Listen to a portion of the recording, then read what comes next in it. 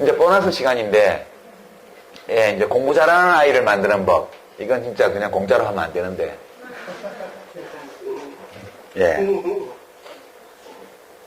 이 사람들이 제가 강연을 다니면 질의응답 시간에 이 질문을 많이 해요, 실제로.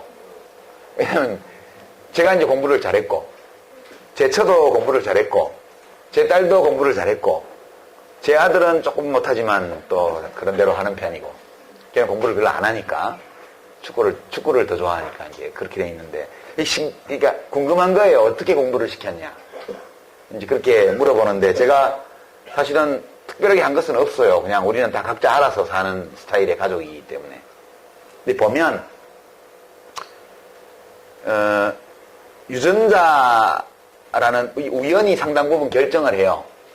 완전히 결정하는 건 아니지만, 이게 이런 거예요. 우리가 아기를 만들 때 어떻게 만드냐 하면, 다 알잖아요, 여러분. 아기가 어떻게 만들어지는지. 황새가 물어오거나, 뭐, 삼신할미가 갖다 주거나, 다리 밑에서 주워오는 거 아니잖아요.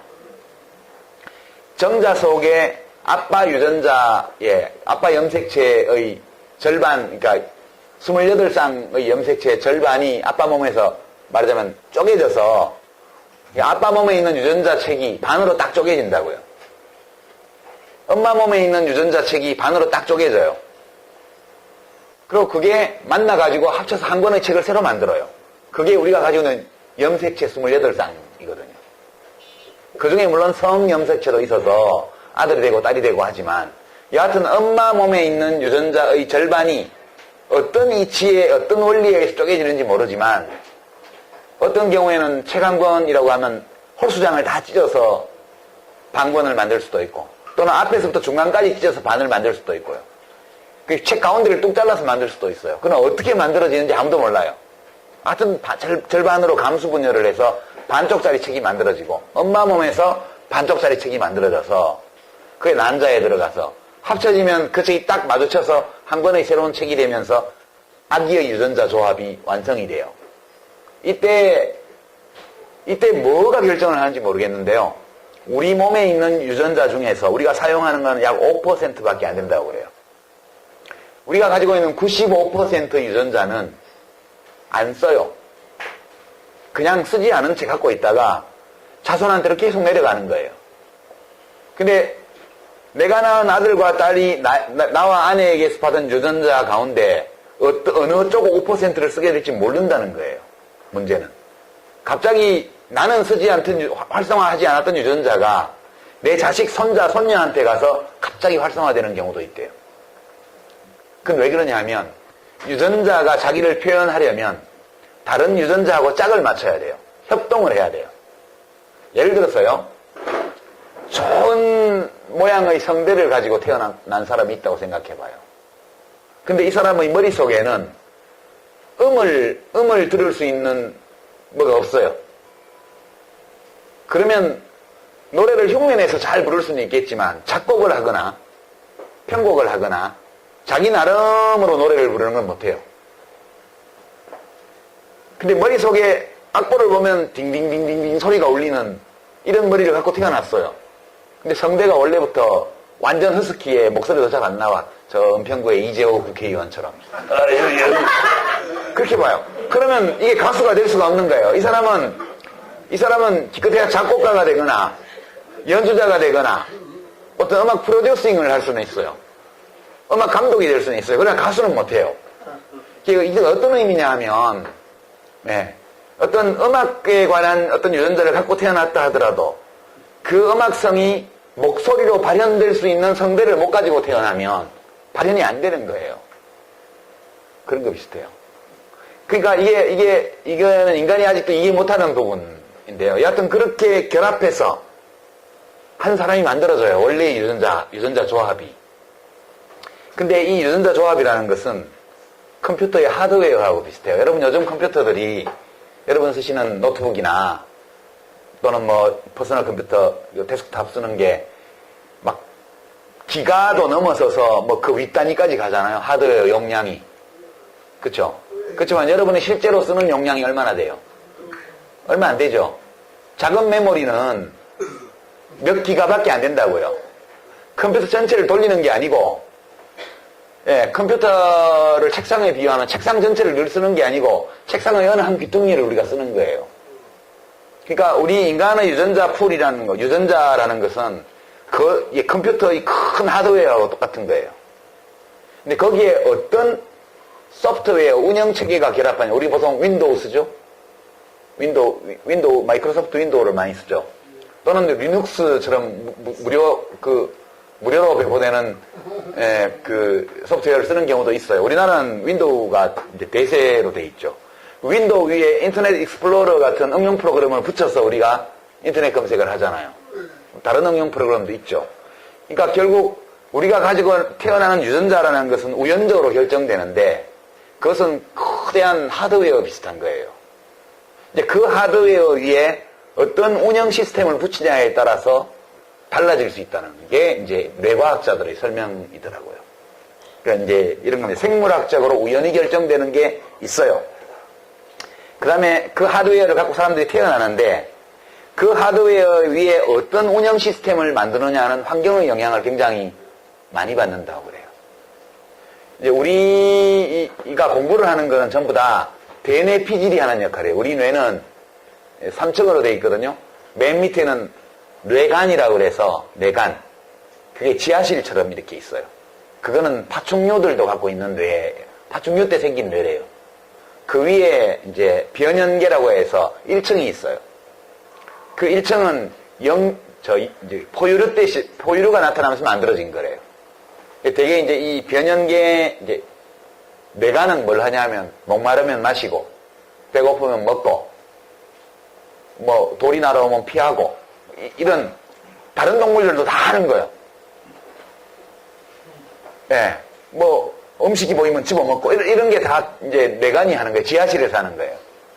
1층은 뭘 하냐? 1층은 벌써 좀 고급 기능을 하기 시작하는데 1층이 하는 기능 중에 제일 중요한 게 연애, 짝짓기요. 어떤 남자 혹은 어떤 여자를 확 끌리면 그걸 생각해서 끌리는 게 아니에요. 그냥 끌리는 거지. 짝짓기 할 때 최고로 활발한 게 변연계라고 그래요. 거기서는 이미 언어 기능도 좀 하고요. 여러 가지 기능을 거기서 해요. 맨 위층은 대뇌 피질이에요. 이게 80%예요, 80%. 우리 뇌가 1.4kg쯤 되는데요. 1.4kg 중에 80% 정도가 대뇌 피질이에요. 이 대뇌 피질을 갖고 있는 건 영장류들이에요. 원숭이, 보노보, 침팬지 이런 거요. 인간이 모든 영장류 중에서 압도적으로 대뇌 피질이 잘 발달해 있는 존재인데요. 이 대뇌 피질에서 공부를 하는 거예요. 그 밑으로는 공부하고는 별 관계 없어요. 연애하고 뭐 짝짓기하고 애 낳고 밥 먹고 놀고 이런 거 하고 관계 있는 거예요. 대뇌 피질인데 이 대뇌 피질에는 이제 신경세포라는 게 있어요. 뉴런이라고 그래서 이 신경세포가 약 무슨 2천억 개? 개수로 치면 하여튼 있다고 그러고요. 각각의 신경세포가 이렇게 안테나를 만드는데 그게 신경세포 하나마다 10개 내지 1000개 그렇게 있대요. 그 신경세포들이 그 안테나를 통해서 다 연결되어 있답니다. 정말 짧은 시간에 엄청난 전기신호, 화학신호를 주고받으면서 모든 일을 다 해낸대요, 여기가.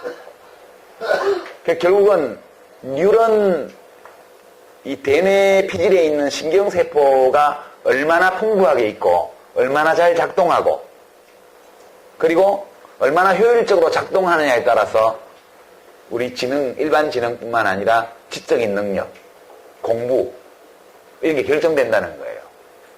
그럼 공부를 잘하게 하려면 아주 어렸을 때부터 우리 대뇌 피질에 있는 뉴런들이 그걸 할 수 있는 준비를 갖춰줘야 된다고 그러더라고요.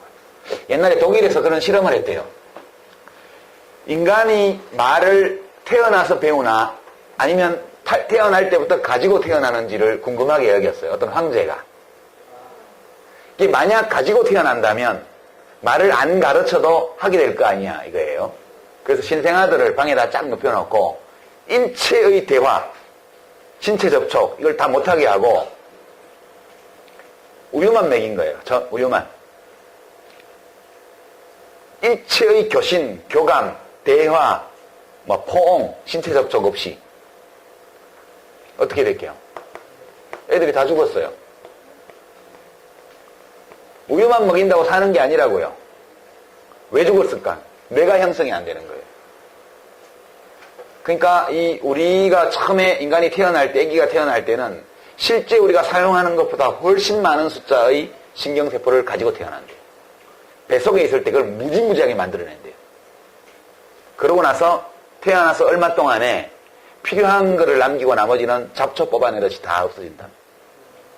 그러니까 이 이야기는 우리들의 대뇌 피질이 어떻게 형성이 되냐 하면 그냥 그거 형성되는 것까지 다 유전으로 결정되는 게 아니라는 거예요. 뱃속에 있을 때부터 뇌가 형성되기 시작한 초기부터 상당한 나이가 될 때까지 지속적으로 환경의 영향을 받는다고 그래요. 어떤 과제를 부여받느냐에 따라서 달라진다는 거예요. 이제 유명한 실험이 고양이 실험인데요. 건강하게 태어난 고양이가 있었어요. 두 눈을 다 꿰매버렸어요. 두 눈을 다. 꿰매버리고 극진히 잘 돌봤어요. 그러면서 몇 달이 지나고 나서 눈을 다시 봉합을 풀고 눈을 뜨게 했어요. 어떻게 될게요? 고양이는 못 보는 거예요. 못 봐요, 고양이는. 왜? 이 눈에 있는 시신경과 그 다음에 시각 정보들을 처리하는 뇌의 부위 사이에 연결망이 안 만들어져서 눈으로 빛이 들어와도 그 빛신호가 뇌의 그 일을 처리하는 부위에 전달이 안 되는 거예요. 왜 전달이 안 되냐 봤더니 고양이의 뇌에 있는 뉴런들이 이미 다른 업무에 다 배치가 돼가지고 그 시각 정보를 처리하는 연결망을 못 만들어낸다는 거예요. 그래서 한쪽 눈만 꼬매면 어떨까? 한쪽 눈만 꼬맸어요. 그랬더니 나중에 띄워보니까 한쪽 눈만 못 보는 거예요. 그러니까 시각 정보를 처리하는 유전 연결망을 다 뜨고 있는 눈에만 집중을 시켜놔가지고 그 형성되고 나서는 이걸 못 만든다는 거예요. 이게 이제 중요한 실험인데요. 인간의 뇌는 생물학적인 존재인 동시에 사회적 존재래요. 유전으로 결정되는 동시에 환경에 의해서 또 영향을 받는답니다. 그러니까 아이들에게는 뱃속에 있을 때 태교가 무지하게 중요한 거예요. 우리 옛날 어른들은 경험으로 알았지만 뱃속에 있을 때부터 만져주고 말을 걸어주고 이걸 다 해야 된다는 거예요. 적절한 자극을 계속 줘야 돼요. 밖에서 자극이 계속 오면 이게 뭔지를 알아야 돼요. 그리고 그 정보들을 처리하는 운영 시스템을 안에서 만든다는 거예요. 그래서 아기 때 가까이서 늘 말을 걸어주고 자극을 주는 사람이 없으면 아주 유전적으로 아무 문제가 없이 태어난 아이들도 언어 발달에 심각한 장애가 초래되는 경우가 많다고 그래요. 그러니까 이 이야기는 이제 어린 시절, 특히 유아기의 그 아이가 어떤 환경 속에 있고 어떤 자극을 받느냐, 이게 너무너무 중요하다는 거예요. 그러니까 우리 영장류에 속하는 우리 인간들에게는 접촉이 굉장히 중요하대요. 접촉이요. 만져주고, 껴안아주고, 쓰다듬어주고, 말을 걸어주고, 눈을 맞춰주고. 그 다음에 이제 언어적인 음성 정보, 이것을 풍부하게 들려줘야, 이게 실제로 어릴 때부터 음악적 신호를 많이 받은 아이는 그렇지 않은 아이보다 그걸 훨씬 더 잘 처리한대요. 어릴 때부터 엄마가 완전한 문장으로, 고급 한국어로, 아주 제대로 된 우리말로 계속 대화해준 아이와 하루 종일 대화 상대 없이 집에서 고립된 채 자라는 아이 사이에는 똑같은 유전적 조건을 갖고 있어도 언어 능력에 엄청난 차이가 생긴다고 그래요. 정서도 마찬가지예요. 우리는 이 지능과 정서가 따로 떼있는 존재가 아니에요. 정서적인 토대가 파괴되어 있으면 지식도 잘 못 받아들여요. 그러니까 아기 때는 정서적 교감이 너무너무 중요하다는 거예요. 공부를 잘하게 하려면. 이런 것들이 되게 제가 공부한 바에 따르면 공부 잘하는 아이를 만드는 중요한 요령인데요. 따라서 공부를 잘하게 하려면 이런 일반적인 거 위에 되게 공부는 책을 가지고 하잖아요. 일반적으로.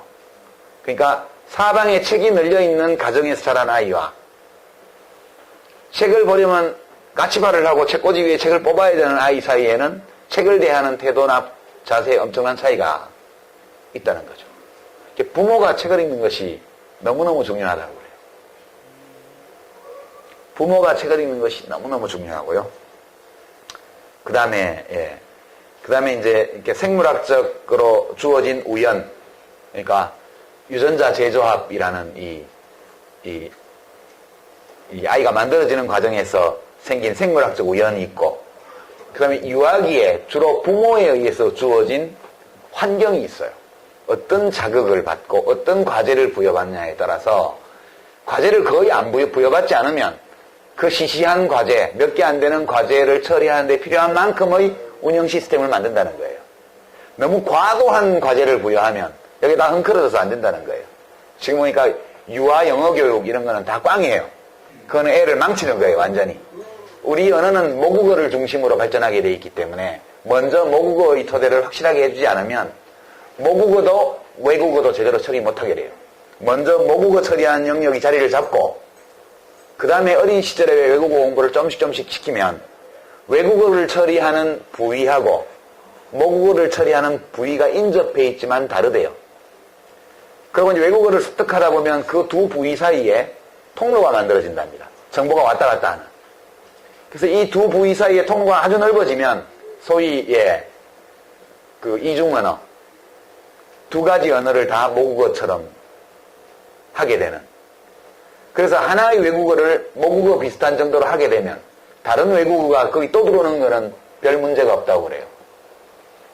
그래서 그게 되게 8살, 9살 무렵이 제일 괜찮다는 게 제가 본 책의 내용이고요.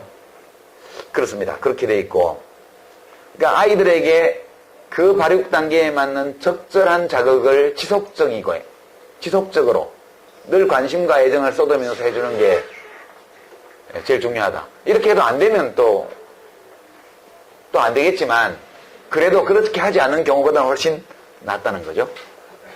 그 다음에 이제 마지막으로 세 번째 요소가 사회문화적인 거예요.